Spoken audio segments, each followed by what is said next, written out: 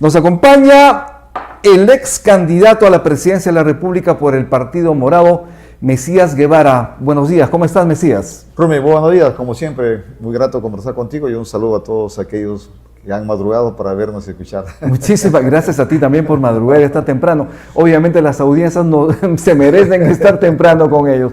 Mesías, ¿cómo recuerdas a tus maestros? A ver, ¿quién fue el profesor o profesora que marcó tu infancia? Mira, yo he tenido la oportunidad, bueno, no la oportunidad, sino que he estudiado en una escuela allá en Jaén, la primaria. Jaén de Bracamoros. Jaén de Bracamoros, cuna de vacas y toros.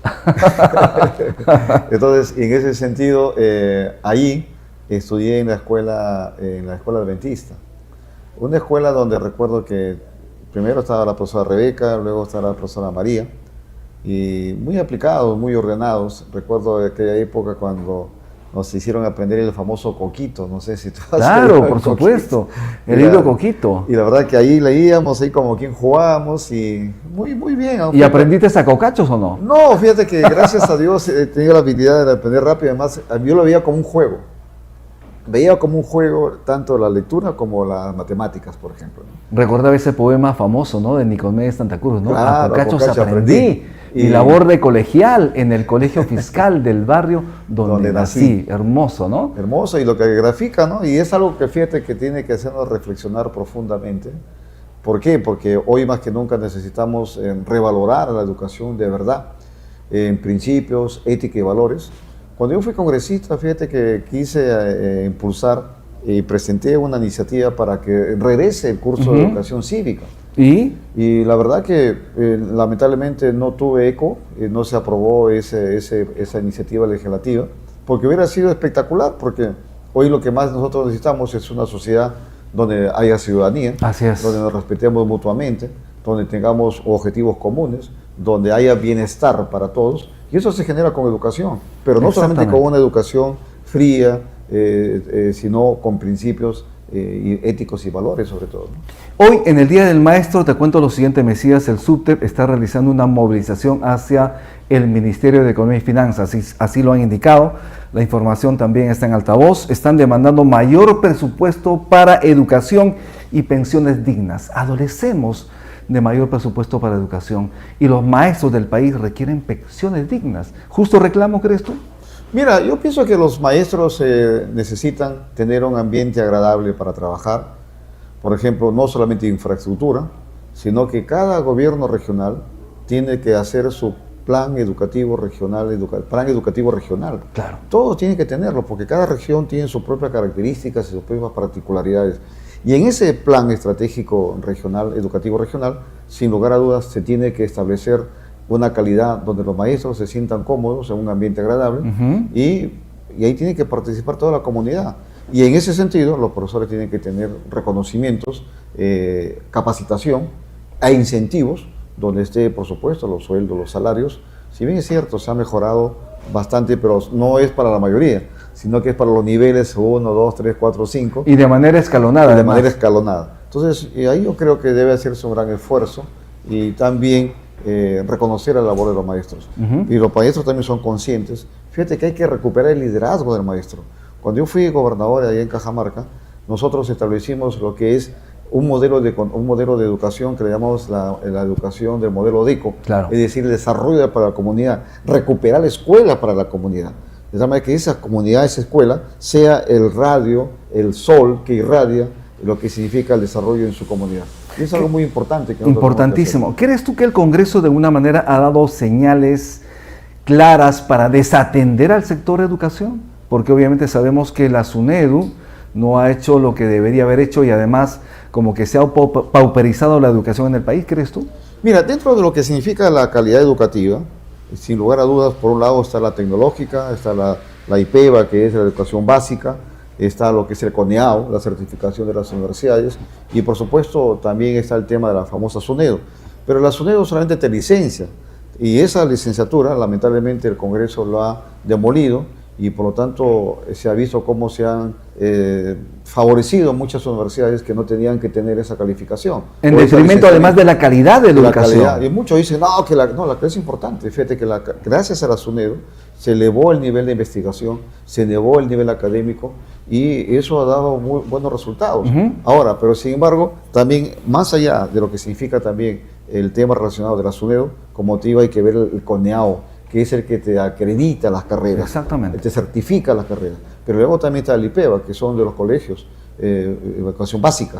Y eso también tenemos que verlo, porque ahora lamentablemente se abren colegios donde no hay la infraestructura adecuada, privados sobre todo. Claro. Y ahora tiene que pensarse en la parte pública, tiene que pensarse en los grandes complejos educativos, que tenga primaria, que tenga educación básica, inicial, perdón, que tenga primaria y secundaria, esos grandes complejos. Pero ¿cómo elevar justamente la calidad que tanto están esperando los niños, adolescentes, los universitarios, obviamente, y los padres de familia que están, obviamente, enviando a sus hijos a que puedan avanzar en su proceso educativo? La calidad nos importa mucho. Fíjate que es importante lo que tú acabas de decir y sin embargo, creo yo que nosotros tenemos que hacer que los familiares directos, papá o mamá y mamá, sean los que se comprometan con la educación de sus hijos. Y esos son los primeros. O sea que en la casa tiene que salir educación y un compromiso, si posible, modestamente o privilegiadamente como uno tiene, pero iniciar un plan educativo para sus hijos. Pero de tal manera, fíjate, ¿qué es lo que encontramos nosotros en Cajamarca?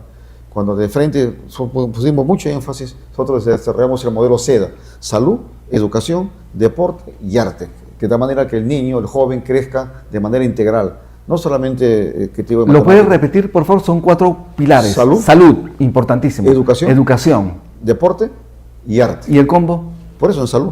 En salud está, o sea que si tú tienes buena alimentación, luego vas a tener buena capacidad de Tiene razón, y aprender. Combatir la anemia que nos Por hace eso, falta todo en eso el país. entonces, y dentro de salud, incluso lo que tú acabas de decir, hay una relación integral, donde está, por ejemplo, el tema relacionado del Ministerio de Salud, el MIDIS, con todos sus programas sociales, y vivienda. Tú dices, ¿por qué vivienda? Porque es el agua.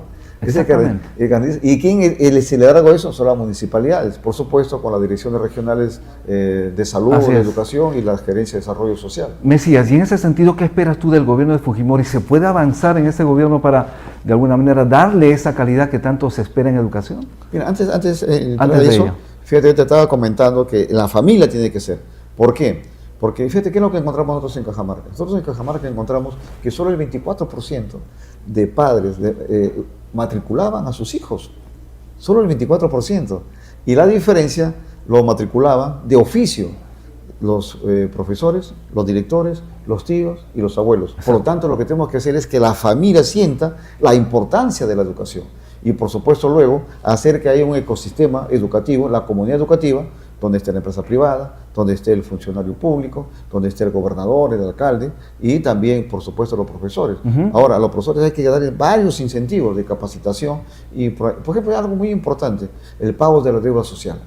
Nosotros creo que somos, en mi gestión y hasta ahora creo que vamos a pasar a la historia, como que el gobernador que más pagó en deudas sociales a los maestros. ¿Y por qué? Porque reconocimiento. Yo tengo la dicha que mi padre y mi madre fueron profesores. Cumplir esa deuda es urgente, Mesías. Es urgentísimo y la verdad que sí se puede hacer.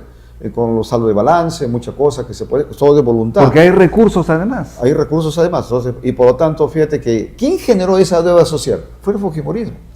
Don Alberto Fujimori, cuando no le reconoció sus horas extras de preparación de clases. Exactamente. Entonces, de ahí viene y todo. Se fue acumulando paulatinamente. Ahora hay juicios por todo lado. Y algo que debió haberse resuelto de manera inmediata se ha convertido en una bola de nieve, se ha ido creciendo y ahora esa deuda es alta, pero hay que pagarla. Y en ese sentido, ¿crees tú que el gobierno de Fujimori, su hija Keiko Fujimori, resarcirá la deuda de los maestros? Mira, yo lo que hasta ahora estoy viendo una gran falencia, y lo he visto ahora, lo he visto en la campaña, lo he visto en los debates, es que el fujimorismo en su conjunto, liderado por la señora Keiko, no tienen una visión de país. Eso es lo que a mí me preocupa. Claro, ella cuando a la entrevista dice, ¿qué va a hacer usted? Voy a construir colegios, carreteras, voy a hacer hospitales. Eso está bien, pero en una institución, más aún como un país, hay dos niveles de pensamiento bien definidos. El pensamiento estratégico y el pensamiento operativo. Claro. Lo que ella está hablando es el pensamiento operativo, que lo puede hacer los ministros, los alcaldes, los gobernadores y cualquier funcionario público en su área. Pero el pensamiento estratégico no hay nada. ¿Por qué crees que tiene esa carencia? Yo pienso porque fíjate que tienen esa carencia porque ellos tienen una visión muy limitada de lo que significa el desarrollo del país. Tú ahora no les has escuchado ahí, por ejemplo, el desarrollo, el crecimiento humano, no les has escuchado defender los derechos de los fundamentales de los peruanos, no les has escuchado a dónde queremos ir. Tú recordarás cuando ella podemos decir que está Keiko en el País de las Maravillas, cuando haciendo un símil con Alicia País de las Maravillas. Entonces ella tiene que decirnos, él dice, ¿sabes a dónde quieres ir? No, entonces si no sabes a dónde quieres ir, poco importa el camino que has de seguir. Entonces acá lo que nos interesa a los peruanos, para hacer diálogo, por ejemplo, primero la señora Fujimori tiene que darnos a conocer su visión de desarrollo del país. Y en función de ese desarrollo del país, crear las condiciones para hacer el diálogo, que es importante, la concertación. Así es. Estamos en altavoz. Recuerda, no todos los días son iguales, tu viaje tampoco. En Yango elige la tarifa y el auto que más te conviene. Abre la aplicación y decide cómo viajar. Estamos conversando con Mesías Guevara. Él fue candidato a la presidencia por el Partido Morado. Pero Mesías está liderando también un grupo de trabajo importante. ¿Cómo se llama el grupo que está liderando que tiene que ver algo con la concertación? Cuéntanos un poquito. Sí, mira, en ese sentido, como te decía hace un instante, el Perú necesita diálogo, necesita consenso, pero con resultados y con las cosas claras sobre la mesa. Y es en ese sentido que nos hemos agrupado de diversas partes del país, un grupo de peruanos y peruanas, jóvenes, mayores, adultos, para hacer un colectivo que le hemos denominado Concertación Perú. Concertación Perú, es un colectivo. Es un colectivo. ¿Es un partido político? No. ¿Va por esa línea? Bueno, por ahora nosotros necesitamos agruparnos en esa, y luego veremos si hacemos un partido o simplemente hacemos una alianza con otras agrupaciones. ¿Está integrando gente del Partido Morado? No, obviamente. necesariamente. No necesariamente. No, ¿Y a quiénes han convocado para integrar? En general, estamos convocando, como te digo, hay muchos jóvenes que se han sumado, nos hemos quedado gratamente sorprendidos. Ya hay menos, ojo, ni siquiera lo hemos lanzado, solamente hemos lanzado la convocatoria. Las ideas, ¿no? Las ideas, pero en su momento ya haremos la presentación pública. En este momento estamos trabajando, ya lo tenemos, todo lo que significa los principios éticos y valores, la declaración de principios, pero nosotros sí queremos un país, como decía, donde reine la justicia, pero no la justicia del Poder Judicial, sino lo que dice el Digesto Romano, donde se dice que hay que dar a la persona lo que le corresponde. ¿Y qué le corresponde al peruano? Al peruano le corresponde precisamente lo que estamos hablando, acceso a educación, salud y un trabajo digno y calidad de los servicios públicos. Así es. Por lo tanto, eso es lo que queremos y reconocernos todos los peruanos como hermanos, ¿no? En el buen sentido de la palabra. Que esperemos podamos reconciliarnos porque estamos totalmente divididos en este momento. ¿Crees tú que haya una suerte de reconciliación nacional con un gobierno de Fujimori? Fíjate que yo ahí diría que la palabra reconciliación significaría que antes hemos estado conciliados. Yo creo que en ninguna parte de la historia del Perú hemos estado conciliados. ¿Por qué? ¿Por qué? Porque siempre hemos estado en disputas discriminación, racismo. Discriminación racial, y por lo tanto lo que debemos usar es la palabra conciliación, no reconciliación, porque nunca hemos estado conciliados. ¿Podríamos conciliarnos esta vez? Yo pienso que hay que poner las reglas claras. Por ejemplo, una manera que podríamos ir el proceso de la conciliación es de que la señora Fujimori pida perdón a los hermanos del sur. ¿Crees que lo va a hacer? No sé si lo hace sería un gravísimo error. ¿Sabes por qué tiene que hacerlo? Porque simple y llanamente fue el Fujimorismo y otras bancadas que blindaron a la señora Boluarte en el Congreso de la República. La blindaron, la limpiaron de todos aquellos atisbos de que ella tenía indicios de culpabilidad o responsabilidad. 49 personas asesinadas. Asesinadas, tú lo has dicho. Así se señala, lo han dicho también organismos internacionales. Correcto. Sin embargo, tiene que pedir perdón. Y por otro lado, también tiene que disculparse con el país, por ejemplo, con el tema de la ocupación de... Mira, primero lo que tiene que hacer ella es pedir perdón por la muerte del sur. Segundo, buscar el tema de la reconciliación, el tema relacionado del equilibrio de poderes, la recuperación del equilibrio de poderes. Tercero, que nos diga cuál es el tema de la lucha contra la corrupción, porque es algo fundamental que tiene que hacer la señora Fujimori. Mínimamente, o si no lo hace eso, simplemente no va a haber diálogo. ¿Sería una utopía para el país, crees tú, recuperar realmente las instituciones que han sido tomadas por el Fujimorismo? Mira, no va a ser una tarea fácil, pero tiene que hacerse. Y si la señora Fujimori quiere decir que va a ser un gobierno ampliamente democrático, tiene que hacerlo. Porque no puede ser posible que en estos momentos todo el poder legislativo, ejecutivo y judicial podría estar en manos de una sola persona. Messi, este cambio de tema, ¿crees tú que de alguna forma se cambiaron las reglas del juego en segunda vuelta con los votos del extranjero? Mira, yo pienso que sí lo cambiaron, por más que digan que no, porque es otro tema. Fíjate que en estos momentos el Perú va a ir dividido, o estamos divididos en dos partes. El Sánchez ganó en el voto peruano, territorio peruano, y con los votos del extranjero perdió. Porque el territorio peruano le dio el voto a Sánchez, definitivamente. Correcto. Ojo, yo no estoy discriminando, es bueno que precisarlo. Los hermanos que ven el extranjero tienen derecho de elegir. Por supuesto. Y respetamos su voto. Lo que no estamos cuestionando es la manera como se procesó el tema relacionado de las actas. Ahora, dice que no cambiaron las reglas, ya, pongamos que no cambiaron las reglas, pero sí el procedimiento en el sentido de cómo se manejaron. ¿Es sospechoso que se haya cambiado precisamente de canciller en ese momento y también sacado a varios embajadores del Perú en diferentes países? Justamente en pleno proceso electoral. Yo pienso que sí, porque fíjate que además los cónsules son los que hacen los trabajos, pero sin embargo los embajadores son los jefes de esas áreas. ¿Qué se cuestiona? ¿Que se haya traído, digamos, actas cambiadas? Puede ser que se hayan cambiado las actas, puede ser que ¿por qué no las digitalizaron de la manera tan sencilla? Hasta una fotografía la pudiste haber tomado. Eso es el cambio de reglas que justamente ustedes están denunciando. Correcto, eso es algo que no debió haber sido. ¿Y vas a acompañar a Roberto Sánchez en las movilizaciones que ha indicado que van a emprender justamente para el 28 de julio? Bueno, nosotros vamos a tener nuestro propio camino, no sé si vamos a coincidir con Roberto Sánchez, pero yo sí creo que debemos hacer un frente buscando las coincidencias, con una visión de país conjunto, y eventualmente no descartamos también caminar juntos, pero sin embargo hay que sentarnos y en base a los lineamientos que debemos de ver, hay que juntarnos también, conversar también con el Fondo López Chao. Por eso te decía que el colectivo que nosotros estamos formando sería conversar con ellos también y otros colectivos que a nivel nacional existen. Importante. Si Keiko Fujimori te dice, Mesías Guevara, por favor, necesito conversar contigo, vamos a encaminar el país, necesito tus ideas, ¿aceptarías? Mira, el pueblo a mí me ha dicho, Mesías, tú no tienes que ser gobierno, tú tienes que estar en la oposición. Entonces a mí me puse en la oposición, yo tengo que aceptar eso, ese mandato, y por lo tanto podemos conversar, dialogar, dar ideas, porque es algo que a mí me gusta mucho, que ya todo el mundo está hablando ahora de transformación digital.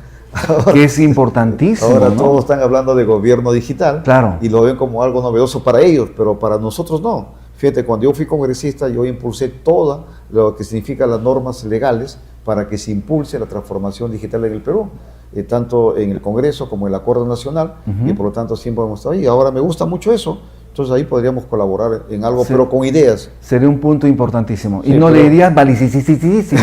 No, yo le diría que es importantísimo. Que es importantísimo tener ese es tema. buenísimo para el desarrollo del país. No, ese es un tema que hay que conversar. Y por supuesto, hay que dar ideas, hay que dar propuestas, pero siempre fiscalizando, siempre vigilando. ¿Cómo debe ser el rol de la oposición? El rol de la 28 de oposición julio. tiene que ser la que te acabo de decir. Una, por un lado, tiene que ser fiscalizador, Convocante, fiscalizador, vigilante, y también dar propuestas, porque no te puedes quedar solamente en la protesta. Tienes que dar ideas, pero el diálogo es importante.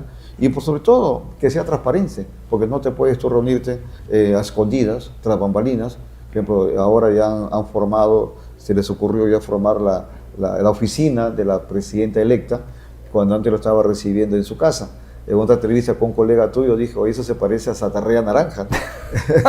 legalizado. Ahora legalizado. Legalizado, ya anunciado. En ese caso Castillo no dijo nada y subrepticiamente tenía reuniones allí en Zárate y ahora tiene una oficina. No quieren caer en lo que en su momento le criticaban a Pedro Castillo. Entonces, ese es un tema que está muy bien que lo hagan, ¿no? Pero sin embargo, el diálogo, fíjate que ahora hay que fortalecer mucho. Dicen, no, Mesías, pero yo sí creo que hay que hacer, que es el fortalecer el acuerdo nacional.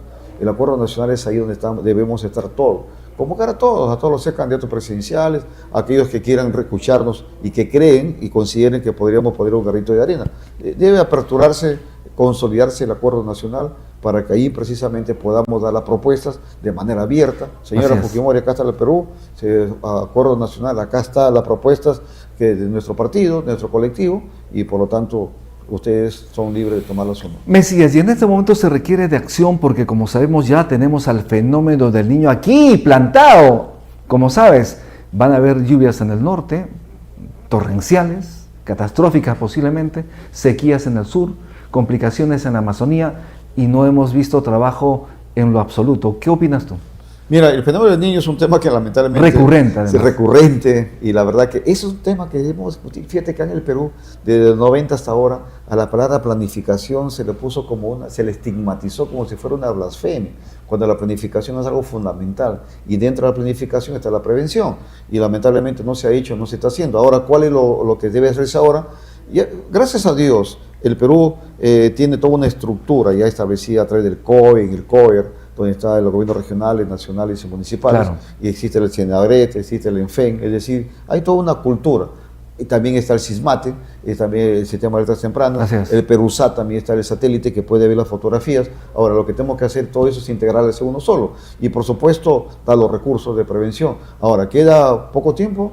Sí, queda poco tiempo, pero hay gobiernos regionales que ya están trabajando en sus planes y hay que te digo, invocar que todos lo hagan. Porque fíjate que el fenómeno del Niño no solamente va a ser lo que tú estás diciendo, lluvias, inundaciones, daño de la infraestructura, de la agricultura, de carreteras, que esperemos que no ocurra realmente, ¿no? Que podemos de colegios, adelantarnos, de postas médicas, pero ahora las otras consecuencias. Las enfermedades endémicas, como es el dengue, la chikungunya, la zika, sí, pues. Eso va a ocurrir ahí demasiado. Pero hay otra enfermedad que es lacerante, además, que tiene que ver con corrupción, porque detrás de esa chamba va a haber mucho dinero. Entonces, sí, ese es el tema fundamental también, porque ya estamos, lamentablemente, hemos vivido una situación difícil en el país donde le han metido uña al recurso del Estado. Mira, tú acabas de decir una gran verdad, y gracias por precisarlo. En estos momentos, el gobierno nacional, en estos días seguramente, sí, va a declarar emergencia a varias regiones. ¿Qué significa declarar emergencia? Que te van a cortar los procesos logísticos de comprar. Prácticamente carta libre para utilizar el dinero. No tanta carta libre, pero sí recortando los tiempos y los requisitos y las exigencias, porque compras más directas. Entonces es allí donde la Contraloría, la Fiscalía, el propio OSE, que es ahora la Oficina de Estratégicas de Compras Estratégicas del Estado. Entonces todo eso tiene que hacerse, y por supuesto la vigilancia ciudadana y los medios de comunicación tienen que estar fiscalizando permanentemente para que estos procesos se hagan de manera correcta y no desviar fondos de manera ilícita. Y en estos momentos deben estar elaborando ya ese decreto supremo, donde declaran emergencia a muchas regiones del norte. Y fíjate cómo es, ¿no? En uno se genera la inundación y en otro lado se genera la sequía. Y el famoso friaje, debe estar por llegar también. Bien, Mesías, muchísimas gracias por estar en Altavoz. Te vamos a invitar en otro momento. Hay gracias como siempre. Y gracias por ese saludo a los maestros en su día. Verdad, decirles yo, como dije hace un instante, tengo la dicha que mi madre y mi padre fueron profesores. Un saludo para ellos. Para ellos, yo también, aunque están en el cielo, yo también he ejercido la docencia. Claro. Yo he sido docente en San Marcos, en Inicteluni, en lo que es Ricardo Palma, Villarreal, la Universidad Peruana Unión, para quienes también envío mi saludo. Y por supuesto, a todos los profesores del Perú y profesoras, de dejarle éxitos y que Dios las siga bendiciendo en sus hogares para que dé lo mejor de sí. Porque ¿sabe quiénes son los profesores? Son los escultores del presente y futuro del Perú. Exactamente. Palabras muy bien dichas. Muchísimas gracias. Gracias, Ruth. Estuvimos con Mesías Guevara, ex candidato a la presidencia de la República.